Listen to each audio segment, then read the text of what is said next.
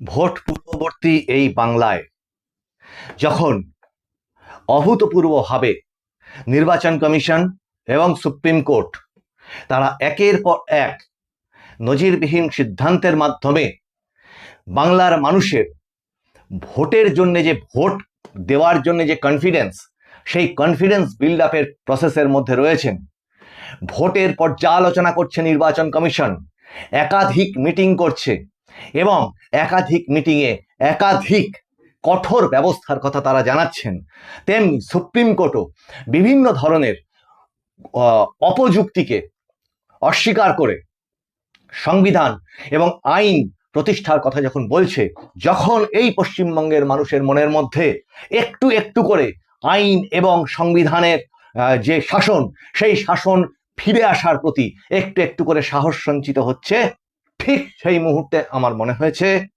মানুষের ভাষার তরফ থেকে যে এই এপিসোডটা আপনাদের সামনে তুলে আনি, যেখানে খুব দরকারি মনে হয়েছে চারটে কথা বলবার। যে চারটে কথা আমার নিজের নয়, সেই চারটে কথা বললেই আপনারা বুঝতে পারবেন সেটা আমার নিজের না, কিন্তু এই মুহূর্তে পশ্চিমবঙ্গের ক্ষেত্রে হয়তো প্রতিটি মানুষের ক্ষেত্রে হয়তো সেই চারটি কথা মনে করা খুব দরকারি হতে পারে। কিন্তু সেই চারটে কথা বলবার আগে আপনাদেরকে অনুরোধ করব যে আজকের এপিসোডটা একটু শেষ পর্যন্ত স্কিপ না করে দেখবেন, আর সেই চারটে কথাকে একটু স্মরণ করবার চেষ্টা করবেন। আর এই চারটে কথা বলবার আগে একটা বিশেষ প্রেক্ষিত বা একটা চিত্র আপনাদের সামনে তুলে না ধরলে ওই কথাগুলো বলবার ঠিক অর্থটা বোঝা যাবে। সেটা হচ্ছে, দেখুন, যে কোনো রাজনৈতিক দল বা কোনোদিন কখনো পৃথিবীতে কোনো শাসক চিরস্থায়ী বন্দোবস্ত নিয়ে আসে না। এইটা যারা বর্ষিয়ান মানুষ আছেন, যারা অপেক্ষাকৃত তরুণ, সকলেই নিজেদের মতো পড়াশুনো অভিজ্ঞতার মাধ্যম দিয়ে এটা কিন্তু আমরা এখনো পর্যন্ত জানি। কিন্তু আর কি জানি এই মুহূর্তে আমাদের এই পশ্চিমবঙ্গের ক্ষেত্রে সেটা কেন জরুরি, সেটা নিয়েই এই সামগ্রিক আলোচনাটা খুব সংক্ষেপে করব।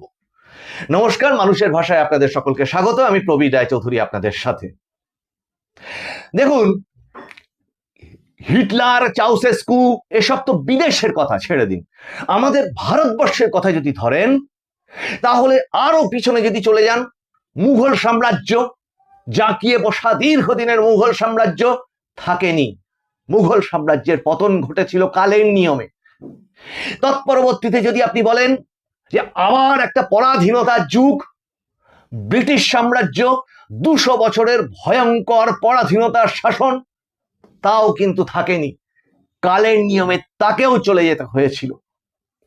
এবং আরো যদি এই ব্রিটিশ শাসনের পরে আমাদের এই রাজ্যে এবং দেশের কথা তো আলাদাভাবে পরে আলোচনা করা যাবে, কিন্তু রাজ্যের ক্ষেত্রে যদি ধরেন তাহলে যারা বর্ষিয়ান মানুষ আছেন, যারা ওই ব্রিটিশ শাসনের পরে স্বাধীনতা পরবর্তীতে কংগ্রেস যুগ, কংগ্রেসের শাসন ব্যবস্থা যারা দেখেছিলেন, বিধান রায় থেকে শুরু করে সিদ্ধার্থ রায় পর্যন্ত, সেটাও কিন্তু চলে যেতে হয়েছিল কালের নিয়মে। মাঝখানে যুক্তফ্রন্ট অল্প সামান্য কিছুদিনের জন্য, এবং তার ঠিক পর থেকে, ওটা ছিল 30 বছরের, আর তার ঠিক পর থেকে শুরু হয়ে যায় লেফট ফ্রন্ট বা বাম ফ্রন্টের জমানা, যেটা 34 বছর, সেটাকেও কালের নিয়মে চলে যেতে হয়েছে। এবং এখন চলছে যেটা, সেটাকে যদি বলতে চান, ওটা যেমন লেফট ফ্রন্ট জমানা ছিল, এটা হচ্ছে তৃণমূল কংগ্রেস জমানা বা শাসক দল হিসেবে তার নামটা হয় সেই জমানার হিসেবে। এখন সেটাকে চলে যেতে হবে কি হবে না, বা ওদেরকে কেন চলে যেতে হয়েছে, সে সবটাই কিন্তু থাকে মানুষের হাতে। এখন খেয়াল করুন, এই যে পরিস্থিতিটা, যেটা বলতে চাইছি, যে বামফ্রন্ট আমলে কি ভোট লুট ছিল না? বামফ্রন্ট আমলে কি ভোটারদের ভয় দেখানো ছিল না? বামফ্রন্ট আমলে ভোট নামে ভোটটা যে প্রহসন, সেটা কি ছিল না? যারা তৎকালীন সময়কার মানুষ তারা অবশ্যই জানেন, যারা অপেক্ষাকৃত তরুণ তারা হয়তো ওই অংশটাকে তারা জানে না। বামফ্রন্ট আমলে কি দরজার সামনে সাদা থান, ধূপকাঠি এগুলো ফেলে রেখে যাওয়া হতো না বিরোধী ভাবে ভোট দিতে পারে এরকম চিহ্নিত যে সমস্ত ভোটার আছেন তাদের রাস্তা দিয়ে হেঁটে যাচ্ছে কানে ফিস ফিস করে কি হুমকি দিয়ে সাইকেল নিয়ে চলে যাওয়া হতো না? সবই হতো, এ সবটাই হতো। তারপরে ওই যে বললাম যে একটা সুযোগ, সেই সুযোগটা বা অবকাশটা তৈরি হয়েছিল, যেটা তখন তৈরি করেছিল নির্বাচন কমিশনের সেই সময় 2011 ভোটে মধ্যবর্তী পর্যায়ে বিরোধী আন্দোলনে এই বিরোধী নেত্রী মমতা বন্দ্যোপাধ্যায় সেই চরম আন্দোলন তৈরি করে মানুষের মনের মধ্যে সেই বিশ্বাস আনতে পেরেছিলেন তিনি যে ইয়েস, অলঙ্ঘনীয় নয়, বাম জমানা অলঙ্ঘনীয় নয়, তাকে উল্টে দেওয়া যায়। তিনি তার স্টাইলে রাজনীতি করেছেন, কিন্তু এটা কোনোভাবে অস্বীকার করা যাবে না, সত্যের অপলাপ করা হবে যে তার সেই মানে আগ্রাসী আন্দোলন, একের পর এক ইস্যুকে ধরা, ইস্যুকে অ্যাডজাস্ট করে আন্দোলনে ঝাঁপিয়ে পড়া, এবং তৎপরবর্তীতে সেই ইস্যু পরবর্তীকালে ঠিক হোক ভুল হোক সে তো এখনকার দিনের মানুষ পরবর্তীকালে ভাবিকাল সেগুলোকে বিচার করে, কিন্তু আন্দোলন সেটাকে অনেক সময় বিরোধী দল একটা নন ইস্যু সেটাকে ইস্যুতে পরিণত করে আন্দোলনকে দানা বাঁধাতে পারা, সেটা বিরোধী দল, বিরোধী নেত্রী, নেতা তাদের নিজস্ব কৌশল এবং ক্ষমতার উপর নির্ভর করে। কাজে মানুষের মনের মধ্যে সেই কনফিডেন্সের জায়গাটা সেই সময়কার বিরোধী দল তৈরি করতে পেরেছিল। ভেবে দেখুন, বাম ফ্রন্ট শুধু সিপিএম না, কিন্তু তার সাথে অসংখ্য তাদের যে লেফট ফ্রন্টের যে সমস্ত দলগুলি ছিল এবং অনেক বেশি গোঁড়া ছিল। তার কারণ কি, যে তারা অনেক অনেক বেশি রেজিমেন্টেড, অনেক বেশি সুশৃঙ্খল পলিটিক্স করতেন তারা, এবং এখনো তাদের পার্টিতে যদি হিসাব করা হয় তারা সেই শৃঙ্খলা বা সেই শৃঙ্খলাবোধকে মেনে চলেন। সিপিএম বা বামফ্রন্টের বাম রাজনীতির কথা বলছি। কাজেই তাকে অ্যাড্রেস করে তাকে বিরুদ্ধাচরণ করা কিন্তু একজন বা দুজন ব্যক্তি বা নেতা নেত্রীর পক্ষে আরো অনেক বেশি কঠিন ছিল।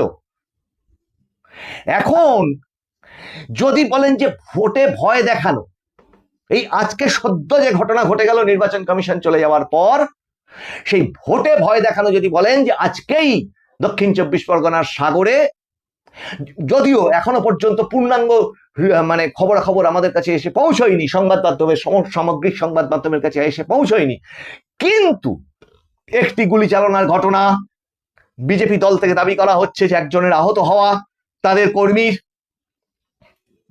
এটা কাঙ্ক্ষিত না।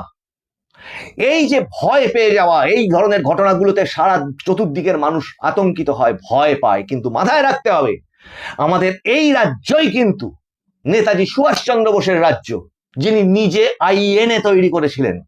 এই রাজ্যই কিন্তু প্রফুল্ল চাকি ক্ষুদিরামের রাজ্য, এই রাজ্যই মাতঙ্গিনী হাজরার রাজ্য থেকে শুরু করে অত শেষ হবে না। ঘরে ঘরে স্বাধীনতা সংগ্রামী, আপনি যদি খোঁজ করেন তৎকালীন পূর্বপুরুষদের ইতিহাস যদি আপনি খোঁজেন, দেখা যাবে স্বাধীনতা আন্দোলন তো আমি, আমার ফ্যামিলি, আপনার ফ্যামিলি একা করেনি, তখন সামগ্রিক প্রত্যেক বাঙালির ঘরে ঘরে কিন্তু সেই স্বাধীনতা সংগ্রামী বীর মানুষদের খুঁজে পাওয়া যাবে, যাদের অনেকের নাম বইয়ের পাতায় আছে এবং অধিকাংশের নামই বইয়ের পাতায় হয়তো নেই। আপনার বংশেও সেই কন্ট্রিবিউশন সেই স্বাধীনতার প্রতি থাকতে পারে।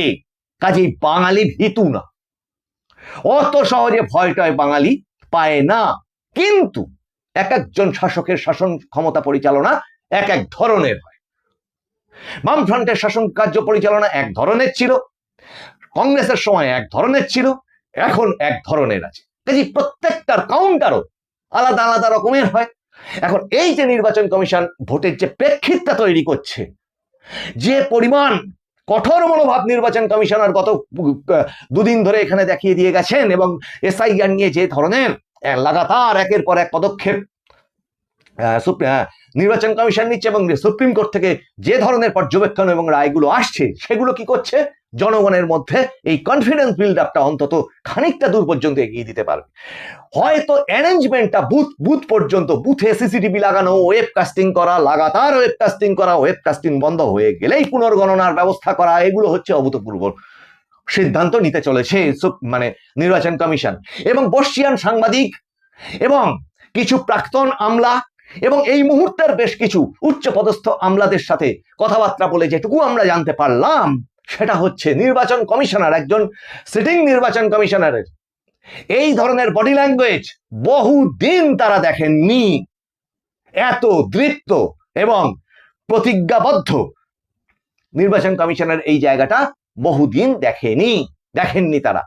এইটার উল্টোটাও হতে পারে, স্খলনও হতে পারে। মানে স্খলন বলতে এটা বোঝাতে চাইছি, এর যে লুপ হোলস গুলো আছে, যে ফাঁক ফোকর গুলো আছে, সেগুলো আগামী দিনে হতে পারে, সেগুলোর ওপর মানে সেগুলো তো অবজারভেশন আমাদের থাকবে, নজর থাকবে। কিন্তু মূল জায়গা, এই সমস্ত অ্যারেঞ্জমেন্ট হওয়া সত্ত্বেও কিন্তু আসল কাজটা মানুষকেই করতে হবে, বুথ পর্যন্ত কিন্তু মানুষকেই যেতে হবে। আর এই সঙ্গে এটুকু নির্বাচন কমিশনের কাছে দাবি রাখবো যে সব হবে, কিন্তু ভোটের পূর্ববর্তী হিংসার কথাও কিন্তু কালকে নির্বাচন কমিশনার আপনি উল্লেখ করেছেন, যে ভোটের আগে, ভোটে এবং ভোটের পরে তিনটে স্টেজের কথা বলেছেন আপনার। তাহলে এই যে ধরনের জিনিসগুলো হয়, নিরস্ত্রীকরণ দরকার, ভীষণ পরিমাণে নিরস্ত্রীকরণ। সমাজে প্রত্যেক মানুষের পকেটে পকেটে বিভিন্ন জায়গায় এত বোমা, গুলি, বন্দুক কোথা থেকে আসছে? নিরস্ত্রীকরণের অভিযান ভোটের আগে আমরা মানুষের ভাষার তরফ থেকে দাবি জানাচ্ছি। আর ওই যে বললাম যে বুথ পর্যন্ত কিন্তু আমাকে আপনাকে চোখে চোখ রেখেই যেতে হবে।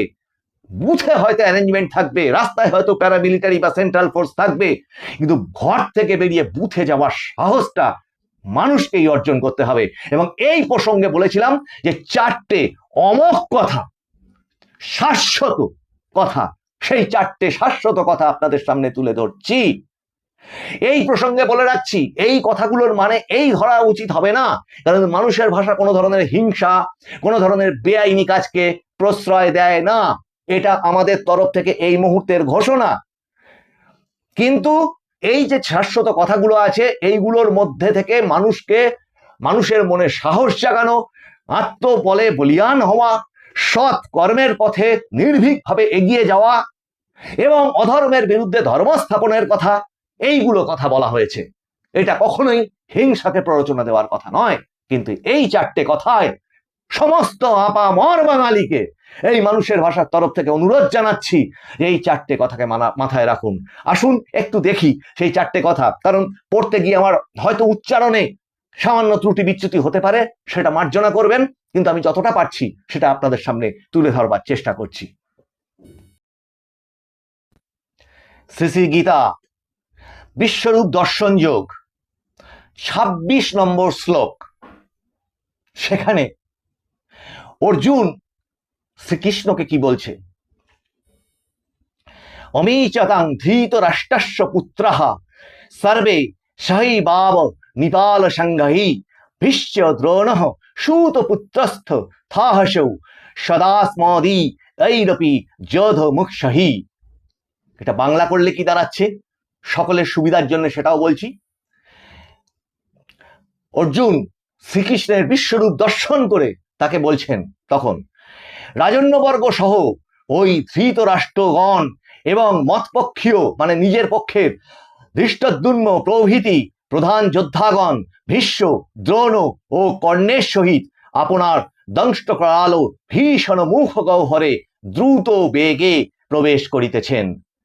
মুখ প্রবিষ্ট দিগের মধ্যে কেহ কেহ চূর্ণিত মস্তক হইয়া ভক্ষিত মাংস খণ্ড সমূহের ন্যায় আপনার দন্ত সন্ধিস্থলে সংলগ্ন হইতেছেন দেখিতেছি। এরপরে আরো কয়েকটি শ্লোক আছে, কিন্তু তারপরে শ্রীকৃষ্ণ এই শুনে অর্জুনকে কি বলছেন? শ্রী ভগবান উবাচ কালহস্মি লোকক্ষায় কৃত্যবিদ্ধ লোকান সমাহুতুর্মিহ প্রবৃত্ত রীতেহপি তাং ন ভবিষ্যন্তি সর্বে যেহবস্থিতা প্রত্যানকীশৌ যোধাঃ। এটা বাংলা করলে কি দাঁড়াচ্ছে? শ্রী ভগবান বলিলেন, আমি লোকক্ষায় কারি প্রবৃদ্ধ কাল, বর্তমান লোক সংহার করিতে প্রবৃত্ত হইয়াছি।